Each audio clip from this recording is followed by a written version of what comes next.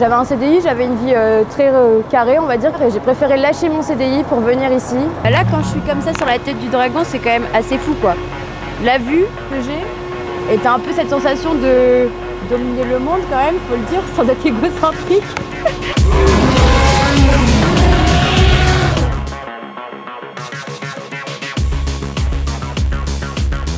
Plein Covid, j'ai fini mes études et du coup je me suis retrouvée commerciale.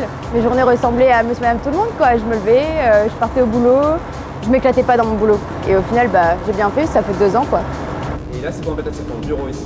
C'est ça, c'est mon bureau, avec cette vue, ouais, c'est ça, c'est mon bureau. Donc on voit un peu l'envergure de la bête, on a 75 tonnes, elle fait 25 mètres de long. On peut cracher de l'eau avec le dragon, on peut aussi faire des flammes. On va pouvoir monter sur le dos du dragon. Donc là, on va monter approximativement à 8 mètres de haut. Bienvenue à bord.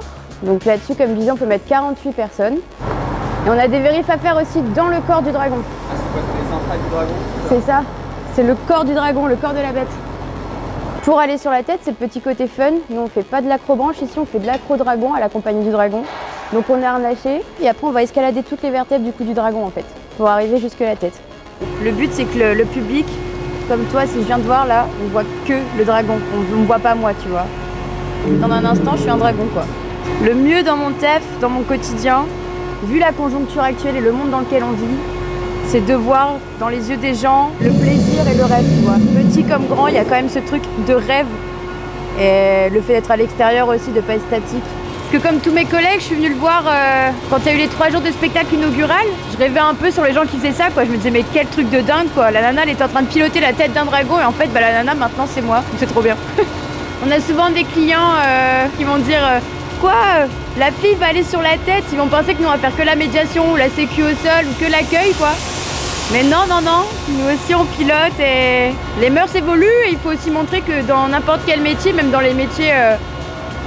En même temps, dragonnier, c'est unique, donc je peux pas vraiment dire ça, mais dans les métiers où il y a de la mécanique, où il y a ce genre de choses aussi, nous aussi, on peut bosser, en fait. Ça casse un peu les codes aussi, ouais, c'est cool.